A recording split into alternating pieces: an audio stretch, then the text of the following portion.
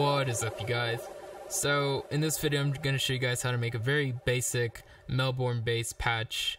So that being said, let's just get straight into it. It's a very basic patch. So the first thing we're going to want to do is go ahead and initialize it. So real quick, this is I'm using G2 notes right here. So this is the G note in the second octave, so it's kind of low, not really too low, but you should know that before we get started with this. So basically what this sounds like by itself is this right here, and then with everything else. So it's a very beefy bass, so let's just go ahead and initialize this. It should be called, I don't know why, let's see, should be called Melbourne Bass Bra. So it's the same patch, so we're just going to go ahead and initialize it. So you click right here to initialize. We're going to make sure everything else is down in all the other octaves first. I kind of wish when you initialize a patch in the ANA it does that. But anyway, so we're just going to use oscillator 1. So what we're going to do is select right away the kick bass wave, which is my go-to wave inside this synth for bass design of any sorts. So we're going to select that one. We're going to leave retrig and key track on, and we're going to bring this up to 8 voices to really beef it up. Now we're going to bring this down 2 octaves so that, you know, it's not too high or anything. And then we're going to set the width all the way up basically. And we're going to make sure this is routed to filter 1. So the way the ANA works, if you're kind of new to it, if you put it to this side, you're routing it to filter 1, and if you put it to this side, it's going to filter 2, and if it's in the middle, it's going to both. And, you know, obviously anywhere else is a blend of that. So we can leave it now on 2-pole vintage or a 4-pole vintage. I really do prefer 4-pole vintage for the filter. So we're going to bring this down all the way to like around 4 hertz, not 4K, that's way too high, 4 hertz. So right there, we're going to bring up a little bit of reso, kind of almost in the same spot. We're going to throw the envelope all the way so that the filter envelope right here is modulating this according to that. So we're going to bring a little bit of key track into this, a little bit of velocity, and that's really it. We don't really need to play around with the main cutoff or main reso. So let's bring down that release, we don't need it. And let's kind of find the sweet spot with this bass. So we're just going to go ahead and play it and kind of tweak it. So the only thing that we need to move really is just the decay. So set that to wherever you like.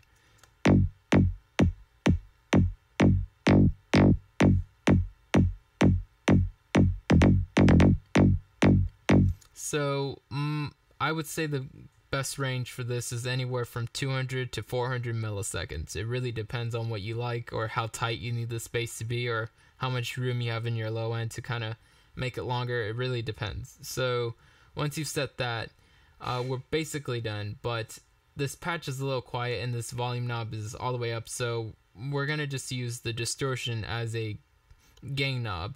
So what we're going to do is just bring down the dry wet right here, turn on the distortion, so bring the dry wet all the way down, and we're going to just use this to get a little bit of gain out of this.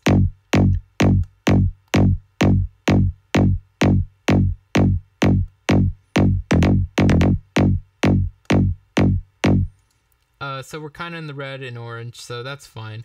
So you shouldn't be in the red, at least bring it down so that's not completely gain blasted. But once you're kind of in the orange and it's mostly kind of dynamic, so it's not too bad. So let's go to the reverb. So we're just gonna, I like to add a little bit of reverb to bass stuff. Really, it's common practice not to add any reverb or time-based effects to bass or anything that would be mono, but I do, you know, just to give it a little bit of space to breathe in. So we're gonna bring up the size all the way, pull the low pass to around 900 and the high pass to around 900 as well, or actually let's put that around 500, so actually kind of closer to where it was. So now let's add dampening. Let's dampen it a bit around the 900 as well, around 900 hertz, and let's bring down that decay to around 15 or so %.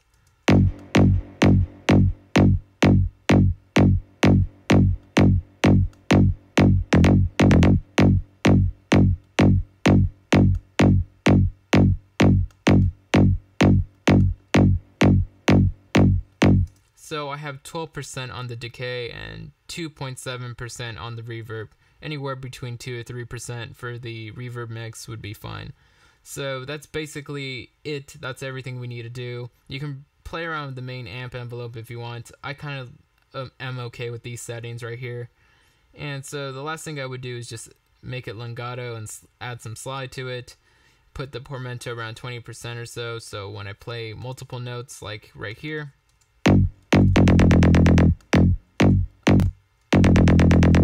what the hell? Whoa, okay, I see what happened. It's looping inside of the MIDI here.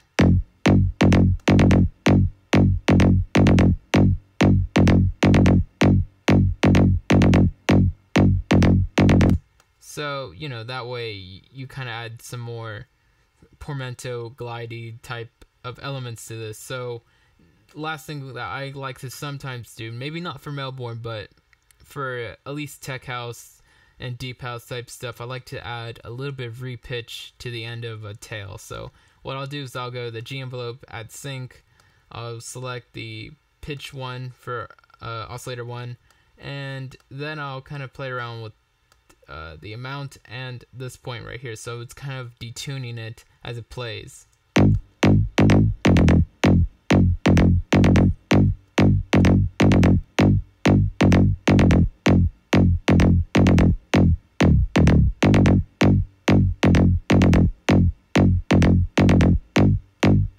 So the purpose of that is just so that it stands out more and plays against other harmonics, so it just makes it stick out a little bit more towards when it's decaying and such. So, you know, you don't really have to do that. It's not really that big a difference, but that's basically all we do inside the Anna.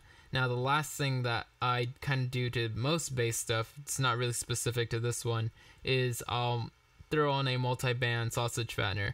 Now, you could, of course, use Homicide, Camel Crush, or Camel Fat, or whatever the hell you want. It really doesn't matter. Just really, once you have the main patch done, that's basically the beginning, when you can start processing it and making it your own. So this is kind of my little trick right here, where I have a frequency splitter, which is in one of my old videos, I think it's called How to Split Frequencies with a Multiband Compressor.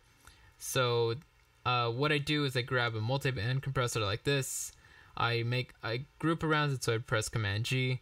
Then I make 3 copies of the same setting. So what I'll do is I'll set the low to 131 hertz, the high to around 1K or so, anywhere between 1 to 3K for the high, and 130 to 180 for the low. So those are the ranges. So once I set the ranges here, I make 3 exact copies of that, and then I call them low, mid, high. So you can rename it pressing Command R. So low, mid, high. And then what you do is you click on each range and you solo the according range. So when I click on low, I solo the low. When I click on mid, I solo the mid. When I click on high, I solo the high. So that way I can solo each of these and listen to each of those on their own.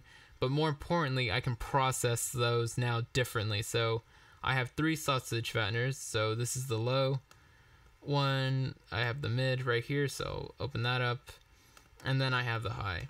So I have 3 sausage fatteners going on, and basically I just now tweak those differently, and I can process the frequencies of this sound differently with the same plugin. So it's kind of a great way to you know, really give each part of the sound in its own frequency range the attention it deserves. Now, this is kind of a quick rack to just quickly get fatness in each range where I need it. So what I like to do is sometimes I assign the fatness and color to each in the macro section right here. I would assign these knobs to, you know, low and mid and high and things like that. But in this case, I have the fatness and the color for the mid and the high frequencies mapped to the same knob. So if I turn this knob, the sausage fattener for the mid and the high will both turn. So just like this, like that. So let's put that around 11 where I had it. So that's kind of around, let's see, 9 or 10%. I have no color on the mid and the high. So there's that. And then I have I assign all 3 gain knobs of all 3 sausage fatteners to this knob right here.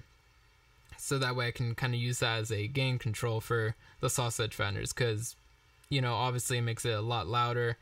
So we want to control that. So I use this knob to control it. So I have that at 64. And finally, I have the low fatness and color knobs signed here. So that's around 26, and the color is up all the way. So, you know, if I move this, I'm moving the low sausage fattener fatness. So that's basically it. It's not a big difference, but trust me, if you save this rack, you'll use it a lot. I sure as hell do, for bass things at least. So I'll find that sometimes I'll just need a little bit more fatness in the low, but I don't want to have that same fatness in the high frequencies because they'll distort.